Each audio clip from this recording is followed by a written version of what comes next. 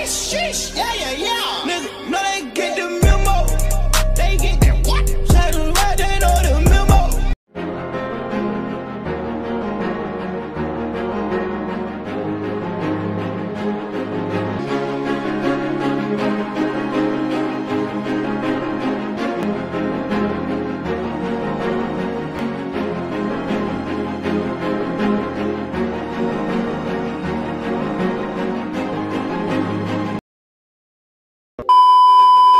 Kembali lagi bersama saya Komedi di channel terkacau lagi debut Enjoy. Oke, di sini saya bakal bahas sesuatu yang memang harus dibahas di sini. Oke, jadi langsung saya kita bahas. Hayu gaskeun. Oke, siapa yang mau aku bahas di sini? Aku mau bahas beberapa pembahasan. Untuk pembahasan pertama di sini aku mau bahas soal apa yang kalian tanyakan lewat DM Instagram. Nah, di sini ada yang bertanya dengan pertanyaan, "Kak, ini tuh kenapa sih, Kak? Kok ini tuh videonya viral banget gitu loh." Oke, nah di sini sebelumnya aku mau ngasih lihat dulu ya videonya seperti apa. Oke, nih video ini tuh viral nih. Oke.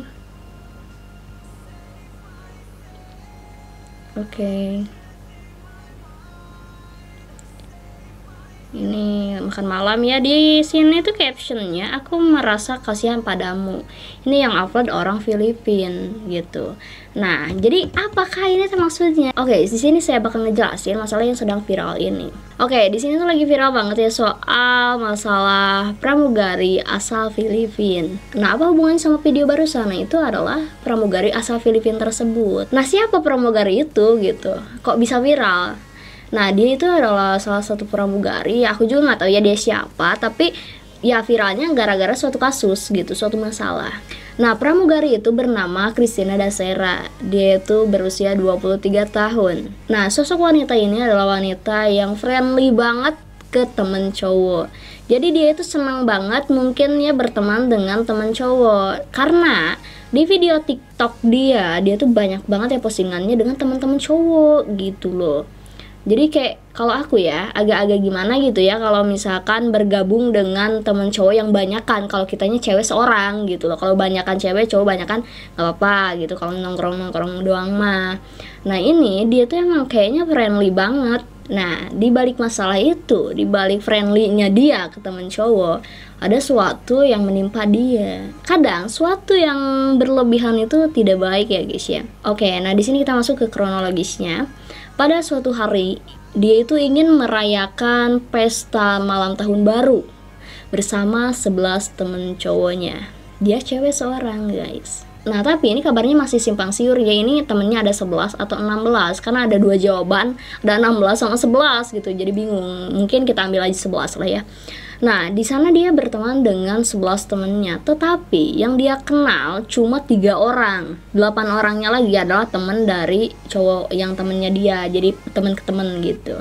Nah, di suatu malam itu dia sedang pesta di Hotel Makati ya.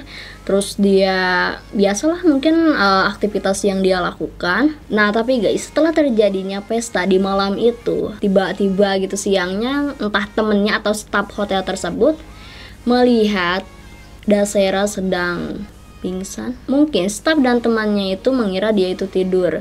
Ya ternyata kok nggak bangun-bangun. Ya dilarikan lah ke rumah sakit yang ada di sekitar ya. Tetapi sayangnya dia nyawanya tidak tertolong dan dia meninggal. Nah, ini tuh kenapa gitu? Padahal malamnya tuh pesta-pesta senang-senang. Ada apa di balik semua ini? Nah, diusutkan sama kepolisian di Filipina. Nah, pihak di sana menduga kalau Desira itu mengidap aneurisma. Nah, apa sih aneurisma? Jadi aneurisma itu sesuatu yang membengkak dan melemah di dalam arteri. Biasanya itu terjadi di otak gitu guys. Ya, pihak-pihak sana mengira seperti itu. Padahal setelah diusut lebih dalam lagi ada dugaan lain guys, selain ini gitu. Nah, fakta ini disampaikan oleh pihak berwenang bahwasanya ditemukan suatu cairan di lubang pipisnya gitu loh. Maaf, canda lubang.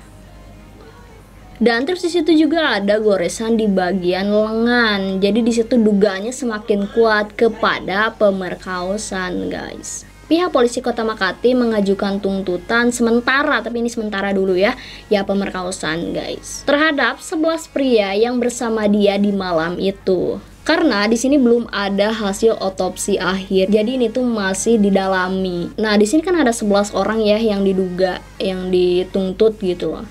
Dan yang didapat baru 3 gitu loh. Yang 8-nya lagi masih diburu, masih dicari guys, belum ketemu.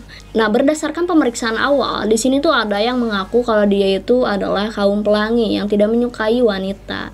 Jadi mungkin dengan dia alasan seperti itu, ya dia mungkin bakal selamat, tapi nggak tahu ya itu alasan atau gimana. Pihak kepolisian bersikeras bahwasanya kalau misalkan lu ada di situ, kenapa lu nggak ngehentiin semua aktivitas itu, lu bertanggung jawab atas itu gitu loh. Kalau misalkan lu kaum pelangi nggak suka sama Dasera gitu, ya setidaknya lu tuh ngomong atau misalkan ngelarang teman-teman lu kayak gini, misahin kayak atau gimana, tetapi mungkin tidak ada tindakan gitu. Jadi tetap aja polisi bakalan ngusut semuanya gitu, dicari tahu semuanya. Tapi guys, ini tetap sampai sekarang dugaannya itu ya pemerkosaan. Semoga kasus ini cepat terungkap karena ini masih dugaan. Jadi cepat terungkap, semoga Dasera tenang di alam sana ditempatkan di sisinya. Semoga yang ditinggalkan tabah ya guys ya. Nah, pelajarannya guys, di sini kita jangan terlalu dekat dengan teman lelaki. Kita harus berhati-hati lagi guys. Posisi kita satu cewek itu banyak laki-laki. Kalau misalkan Saito nyamperin terus laki-laki itu seperti apa ya, kita bisa apa sih gitu. Memang tidak semua laki-laki seperti itu, tetapi kita sebagai wanita harus hati-hati, jangan terlalu dekat, oke? Karena semua itu bukan direncanakan, tapi ada kesempatan, oke? Apalagi kalau kitanya yang seperti itu juga gitu, bakal banyak peluang begitu. Oh, jadi itu aja mungkin yang bisa aku bahas di permasalahan ini. Kita masuk di pembahasan kedua. Oke, untuk pembahasan kali ini di sini aku mau membahas soal WhatsApp karena banyak banget yang nanya dari kalian di DM Instagram, "Kak, apa bener Kak WhatsApp di blok gitu?" Di blok.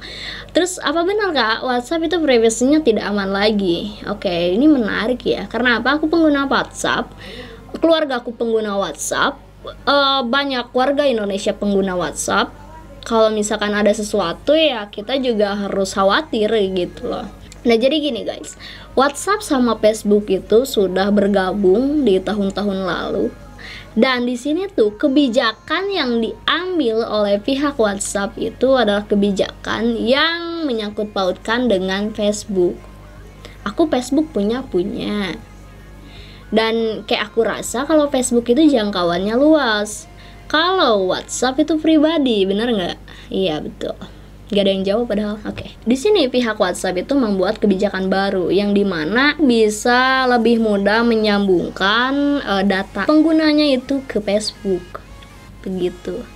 Tapi guys, privasi kita di chatan sama teman kita yang suka pub itu masih aman kok karena ada end to end gitu. Jadi ya masih tetap aman, oke?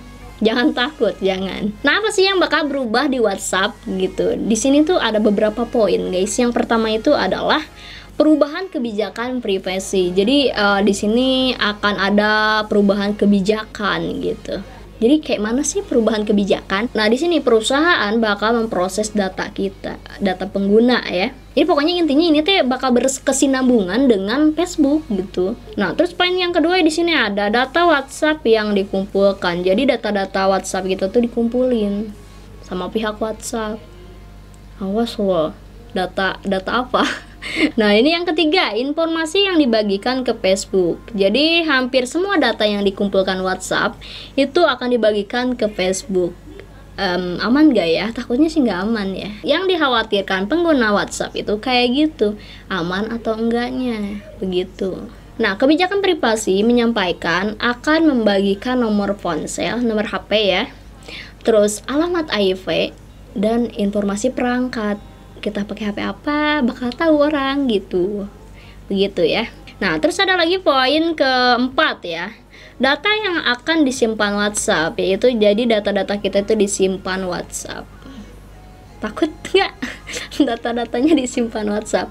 Terus yang kelima ada hapus akun WhatsApp, tak amankan data kamu. Jadi kalau misalkan kita ngehapus akun karena takut data kita dibagikan gitu, walaupun kita ngehapus itu tetap aja datanya ada karena udah di save sama WhatsApp gitu. Ini berlaku mulai dari tanggal 8 berapa hari lalu ini ya, 2 hari lalu ya.